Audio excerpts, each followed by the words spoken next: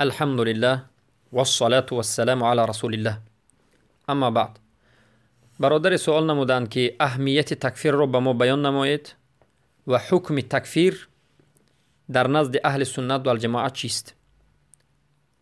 در حقیقت این سوال بینهایت سوال بزرگ است و فهمیدن جواب این سوال به هر یک فرد مسلمان ضرور است.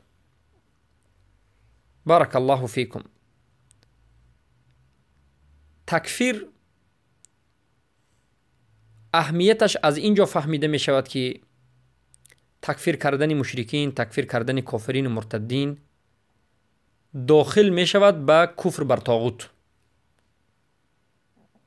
رکن اول لا اله الا الله این نفی هست، نفی کردن تمام الهان باطل. لا اله یعنی رد کردن تمام الهان باطل، یعنی تکفیر، کفر ورزیدن بر آنها و تکفیر کردن کسانی که در همین موقع به شرک واقع شدند، یعنی پرستنده و عبادت کننده الهان و معبودان باطل شدند، تکفیر کردن آنها. برای همین علمای اهل سنت در جماعت میگویند تکفیر مشرکین و تکفیر کافرین، تکفیر یعنی کافر شماریدن، کافر دانستن، این داخل می شود به کفر بر طاغوت. کفر بر طاغوت صحیح نمی شود تا همان زمانی که تکفیر به وجود بیاد. حتی سلیمان ابن عبدالله نبیره محمد ابن عبدالوهاب صاحب کتاب تیسیر العزیز الحمید شرح کتاب توحید میگویند از همه مهمترین مسئله در مسئله کفر بر طاغوت این تکفیر است. از تکفیر کردن یا که کفر ورزیدن بر خود فعل دیده، تکفیر کردن فاعل باز این مهمتر است. یعنی کفر بر طاغوت، کفر ورزیدن بر همون عمل شرکی رو کفر گفتن و رد کردن و جحد کردن، و تکفیر کردن صاحب همون عمل مشرک، تکفیری مشرک، خواه از دیگر ملت باشد یا که خواه از ملت اسلام از اهل شرک باشد. تکفیر یهود، نصارا و تکفیر مشرکین و تکفیر قبوری هایی که خودشان را مسلمان می دانند و از قبوری اند، با مانند غلات صوفی یا که رافضه ها و جهمی ها و غیره که مشرکین اند، و تکفیر کردن اونها البته این چنین از کفر بر طاغوت است. تکفیر کردن مشرکین عموما و تکفیر کردن هر یک اونها عیناً تکفیر العینی. هر کسی که میگوید که من یهودم باید تکفیر کرده شد. هر کسی که یهود است، هر کسی که نصرانی است، هر کسی که بودیست است و هر کسی که قبوری هست، و عقیده های باطل و رافضی و قبوری و غلات صوفی و جهمی و غیره رو دارد، تکفیر عینی اونها کفر بر طاغوت است. چرا که مرجعه های عصر میگویند، جهمی های عصر، مرجعه های عصر میگویند که ما میگوییم که کسی که قبر رو میپرستد مشرک میگوییم، عموما میگوییم، مطلقا میگوییم، اما یک کسی معینی که قبر رو میپرستد، طواف میکند، سجده میکند، ما این رو مشرک نمیگیم. عین انسان رو، یک انسان معین رو کافر نمیگیم، تکفیر نمیکنیم، اما عموم میگیم که البته این عقیده باطل است. بلکه عقیده اهل سنت و الجماعت همین است که عموما ما میگوییم کسانی که یهود هستند، نصارا هستند، مشرک هستند. یک. دوما کسانی که خودشان را مسلمان میدانند و قبوری هستند و عقیده های ردتی دارند و مشرک هستند و شکننده های اسلام در اونها 100% واقع شده است، همه اونها عموما و بعد از این هر کسی رو که ما میبینیم عیناً تکفیر کرده میشد. یک نفر رو دیدیم که قبر میپرستد، ما میگیم کافر است. همین انسان به عقیده ما کافر است، عین خودش کافر است. یا کسی که اعتقاد رافضه رو دارد، عقیده رافضه رو دارد، ما میگیم کافر است. عین خودش یک نفر معینی که میبینیم همین نفر معین رو کافر میگیم و همه رافضه رو مرتد میگیم یا کفر میگیم.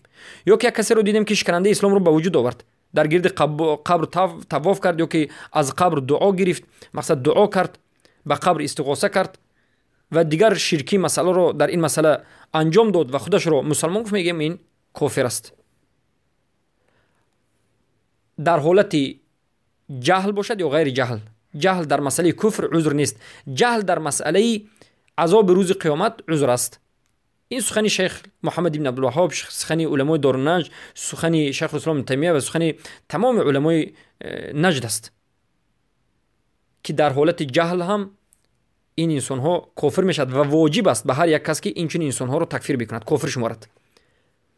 اما اون سخنی که از شیخ محمد الوهاب و غیر از علمای اهل سنت و الجماعت نقل شده است که مشرکان امت اسلامی که جاهل هستند اونها رو تکفیر کرده نمی شود، البته این غلط است، بلکه اونها رو تکفیر کرده می شود. این سخن از اونها غلط است، این چنین سخن آمده است. بلکه شیخ محمد بن عبدالوهاب و علمای دارالنجد و علمای اهل سنت و الجماعت حکم عذاب روز قیامت رو نفی کردند. یعنی یک کسی که به سبب جهلش در این دنیا مشرک می شود، مسلمان رو قبول میکند اما شرک رو نمیفهمد و جاهل میماند و به شرک واقع میشد، ما میگیم که این کافر است. اما در روز قیامت جهلش عذر دارد، چرا که الله سبحانه و تعالی و ما كنا معذبین حتی نبعث رسوله، ما هیچ کسی رو عذاب نمیدیم تا همون زمانی که رسول بر وی رسد. اگر رسول نرسیده باشد، دعوتگر نرسیده باشد، این انسان که در این دنیا مشرک است و کافر بود، در روز قیامت به سبب جهلش الله سبحانه و تعالی امتحانش میگیرد. این قول راجح است. پس جهل به سه چیز عذر می شود: جهل به تکفیر، تکفیر الکافرین یعنی کفر نگفتن، جهل به عذاب و جهل در مسئله قتل، جهل در مسئله قتل. پس هر مسلمانی که خودش رو، هر انسانی که خودش رو مسلمان میگه اما شرک رو انجام میدهد، در اینجا جهل عذر نیست، این کافر است. اما در مسئله قتل این رو انسان رو به قتل میرسونیم یا که این انسان خلد مخلدن فی النار داخل میشه و یا نمیشه، در این مسئله جهل عذر است که این مسئله رو مرجئه های همین عصر نفهمیدن. پس تکفیر المشرکین این داخل می شود به ملت ابراهیم، داخل ملت ابراهیم است. خیلی که در سوره تحریم آیه 4 آمده است: ولقد كان لكم أسوة حسنة في إبراهيم والذين معه إذ قالوا لقومهم إنا براء منكم مما تعبدون من دون الله كفرنا بكم وبدا بيننا وبينكم العداوة والبغضاء حتى تؤمنوا بالله وحده. ملت ابراهیم که الله سبحانه و تعالی من شما رو امر کرده است که در همون ملت باشیم، ملت توحید، ملت ابراهیم علیه السلام. چگونه ملت است؟ ملتی هست که ابراهیم و همون ملتشون و همون قومی که به ابراهیم ایمان آورده بودند و ملت ابراهیمی که الله ما رو به همون امر کرده است، این ملتی بود که گفتند براء منکم و مما تعبدون، ما براءت میجوییم، براءتی هم قلبی و هم ظاهری، از شما ای مشرکین و آن چیزی که از شما شرکتون انجام میدید. ما از شما و از همون شرکی که انجام میدید ما براءت میجیم. به همین بساس نیست، در دوامش گفتند کفرنا بکم، ما به شما کفر ورزیدیم، معنیش اینه که جحدناکم، ما شما رو جحد کردیم، ما شما رو رد کردیم، ما شما رو مقصد قبول نکردیم و انمین تکفیر است. و بدا علما میگن ای ظهر، سر شد، ظاهر شد دشمنی و عداوت تا همون زمانی که ابدا دشمنی و عداوت ابدالابد در بین من شما بخواد تا همون زمانی که ایمان به الله بیارید. پس تکفیر مشرکین این داخل میشد به کفر بر طاغوت و داخل میشد به ملت ابراهیم. و کسی که تکفیر مشرکین را نداشته باشد توحیدش تحقیق نیافته است، چرا که تکفیر المشرکین این واجبات است که به هر یک من شما ضرور است. پس سوال اینجاست که تکفیر آیا اصل دین است یا واجبات است یا که مستحبات است یا یک چیز عادی است؟ البته در مسئله تکفیر اصل دین یا که واجباتش علمای اهل سنت چند سخنها را گفتند. بعضشون اصل دین و بعضشون واجبات دین، لیکن قول راجح و قول اهل سنت و الجماعت این است که تکفیر کردن مشرکین این واجبات دین است که دین به این کامل نمی شود. واجبات دین است که دین به تکفیر المشرکین کامل نمی شود. برای همین شیخ الاسلام محمد بن عبدالوهاب رحمه الله در شکننده اسلام ذکر کردند تکفیر نکردن کافران یا شک کردن در کفر آنها و یا صحیح گفتن مذهب آنها این به اجماع علما کفر است و انسان را کافر میکند. هر کسی که مشرکین را کافر نشمارد، تکفیر نکند، داند فهمد تکفیر نکند، این کافر است. و هر کسی که بگوید که من مسلمان شدم اما یهود و نصارا را تکفیر نکند، غیر اسلام را تکفیر نکند، این مسلمان نیست، حالا به مسلمان ندارد است. چرا که معنای لا اله الا الله همین لا اله کفر بر طاغوت و تکفیر کردن یهود و نصارا و غیر است. اما بعد از اینکه الا الله را گفت به مسلمانی در آمد و بعد از اینکه فهمید و بعد از اینکه حالت قبوری و حالت رافضه و حالت مرتدین مشرکین را فهمید و بعد از فهمیدنش اونها را هم تکفیر نکرد، خودش کافر میشد. من لم یکفر الکافر فهو کافر. هر کسی که کافر را کافر نگوید این کافر میشود، مگر هم در مسائل هایی که خفی هست و پنهان است و نمیفهمد یا که جاهل مانده است و نمیفهمد. اما بعضی از انسان ها تکفیر را اصول دین گفتن که این غلط است. تکفیر را اصول دین گفتن غلط است. چرا که در مسئله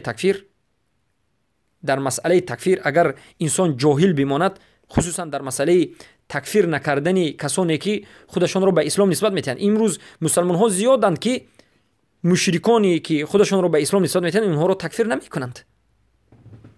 مثلا یک انسان رو میبیند که حج میرود، یک انسان رو میبیند که نماز میخواند اما شرک رو انجام میدهد، این رو تکفیر نمیکند. از سبب جهل تکفیر نمیکند. ما انسان رو، این انسانی که کافر رو، مشرک رو، قبوری رو تکفیر نکرده است، ما نمیگیم که تو اصل دین رو ترک کردی تو خودت کافر شدی، اول حجت رو میرسونیم. برای همین میگیم تکفیر این واجبات دین است. هر کسی که دیده و دانسته و فهمید که یک انسان شرک رو انجام میدهد، فهمید که نمی شرک است، فهمید که انمین جهمی مثلا، یا که فهمید که انمین رافضی، یا که فهمید که این صوفی قبوری مشرک فهمید که شرک و کفر رو انجام میدهد، بعد از فهمیدنش تکفیر نکرد، خودش کافر میشود، چرا که واجبات رو ترک کرده است. اما اگر نفهمد، از سبب نفهمیدنش باشد، در این حالت جهل عذر است. ما اول میرسونیم، میگویم که تو واجبات دین رو ترک کردی، بعد از فهمیدن، بعد از اگر این تکفیر کند این خوب است، اما بعد از فهمیدن که فهمیده شد، حجت قائم شد، نفهمد، این واجبات دین رو ترک کرده است و خودش کافر میشد. و من لم یکفر الکافر فهو کافر، خودش کافر میشد. پس این مسئله بینات خطرناک است. اما مذهب دوم مذهبی است که میگویند تکفیر این اصل دین هم نیست، واجبات دین هم نیست. البته اهل سنت و جماعت واجبات دین میگن، ما اصل دین رو قبول نداریم. اما امروز مرجعه ها به مذهب جهم رفتند، مرجعه ها و بسیار طاغوت پرستان، اولیاء الطاغوت، اینها تکفیر را واجبات دین نمیدانند، بلکه مستحبات میدانند، یک مکملات دین، شروط واجبیت دین. البته این همچون وجوب نمیدانند، بلکه مستحبات، کاملات دین میدانند. معناش همین که اگر شما تکفیر کردید خوب است، تکفیر نکردید خوب نیست، یک مشکل نیست، گناهگار نمیشوید. البته امروز مرجعه همین قدر رو دارند، تکفیر کردید خوب است، اما اگر نکردید هیچ مشکلی ندارد. این یک نمودی مذهبی مرجعه هایی که امروز است. دویم نمودی مذهبی مرجعه ها اصلا تکفیر را از دین برآوردن و پرتافتند. هر یک انسانی که تکفیر میکند همون رو خوارج میگن. حتی امروز به جای رسیده است که در بعضی از کتاب های غلات مرجعه خودی بنده مشاهده کردم و شیخ های اهل سنت و الجماعت دیدند که اینها می نویسند که تکفیر کردن یهود و نصارا هم قریب که این خوارجی است میگن. یعنی امروز روز به جای رسیده است که تکفیر کردن مشرکین، تکفیر کردن مرتدین، تکفیر کردن کسانی که از اهل ردت هستند و مشرک هستند و یا که حتی یهود و نصارا هستند، همین رو هم خوارج میگن. این تکفیر را غلات موندند. اعوذ بالله من ذلک. پس این مذهبی غلات مرجعه هست. این مذهب در مسئله تکفیر غلات مرجعه است. هر کسی که تکفیر را واجبات دین نمیداند این مرجع است. اگر یک کسی گفت که به شما تکفیر اصل دین نیست، تکفیر چیزی ضروری نیست، یعنی اصل دین نیست، مقصدشون واجبات دین نیست میگن. ما هم اهل سنت اصل دین نمیگیم اما واجبات دین میگیم. اما وقتی که مرجئه ها اصل دین نیست میگوید واجبات هم رد میکرد، یعنی واجبات دین نیست، یک چیزی ضروری نیست میگوید، فهمید که این میخواهد به شما بگوید که تکفیر نکردن افضل است و تکفیر کردن این چی است؟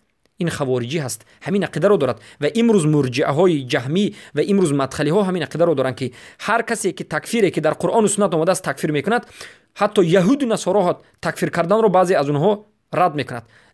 اگر یهود و نصارا رو قبول کند، تکفیر کردن قبوری، تکفیر کردن قبر پرستا، تکفیر کردن مشرکین، تکفیر کردن مرتدین، همه این رو رد میکند. تکفیر مشرکین رو رد میکند.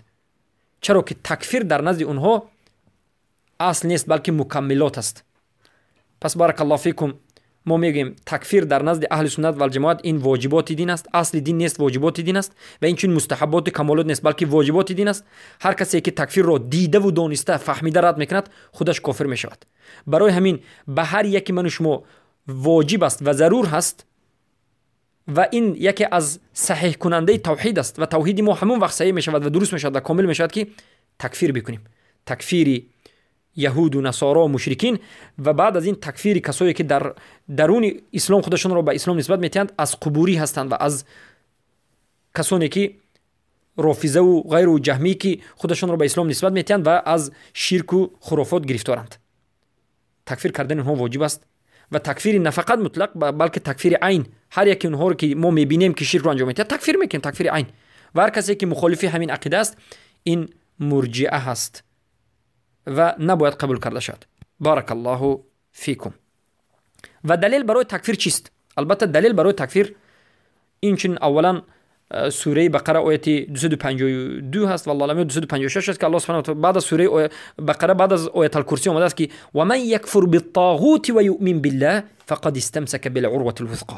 هر کسی که کفر بر طاغوت می‌ورزد و بعد از این لا اله الا الله را قبول میکند، بعد از این مسلمان میشود. پس کفر بر طاغوت انمین تکفیر هست. کفر بر طاغوت انمین رد کردن طاغوت است و تکفیر کردن اونهاست. کفر بر طاغوت یعنی کفر ورزیدن به عملی طاغوت ها، به خود طاغوت ها و تکفیر کردن اونها که یکش به یکش کامل نمیشود. بارک الله فیکم. پس خود لا اله الا الله چه خیلی که گفتیم عروة الوثقی همین رو میفهمند، کفر بر طاغوت.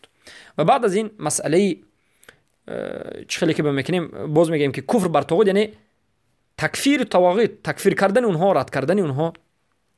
اما بگوید که من به طاغوت کفر می‌ورزم اما طاغوت رو تکفیر نکرد، این ناممکن است و این سبحان الله تمام ناممکن است. و دلیل دوم الله سبحانه و تعالی می‌فرماید ولقد كان لكم أسوة حسنة في إبراهيم والذين معه إذ قالوا لقومهم إن براء منكم مما تعبدون كفرنا بكم ومما تعبدون من دون الله كفرنا بكم وبدا بيننا وبينكم العداوة والبغضاء حتى تؤمنوا بالله وحده. سوره تحریم آیه 4 که این هم دلیل است به تکفیر مشرکین و به تکفیر کردن که الله سبحانه و تعالی میگه به تحقیق برای شما الگو و قدوه نیکو بود ابراهیم و آنانی که با همراهی ابراهیم ایمان آوردند، زمانی که به قومشون گفتند که ما بیزار هستیم از شما، از شرک شما و از آن چیزی که شما میپرستید، از شما و از آن چیزی که شما میپرستید و ما به شما کفر ورزیدیم، یعنی به طاغوت کفر ورزیدیم و اونها رو تکفیر کردن و بین ما و شما دشمنی و عداوت شروع شد، سر شد، ظاهر شد و ابدالابد باقی میماند تا همون زمانی که ایمان به الله بیارید. این دوم آیت. و سوم آیت این چنین قل یا ایها الکافرون. الله سبحانه و تعالی به رسول اکرم صلی الله علیه و سلم امر کرد که بگو ای محمد صلی الله علیه و سلم ای کافرها، یعنی مشرکان رو رسول اکرم صلی الله علیه و سلم گفتن ای کافرها. کافرها یعنی تکفیر کردن است. کافر گفتن یک کس تکفیر کردن اون است. بارک الله فیکم. پس این چنین آیات های زیاد وجود دارد، لیکن این سه آیات باز قوی تر در این مسئله ظاهرا دلالت میکند. پس تکفیر کردن کافران مشرکان این واجبات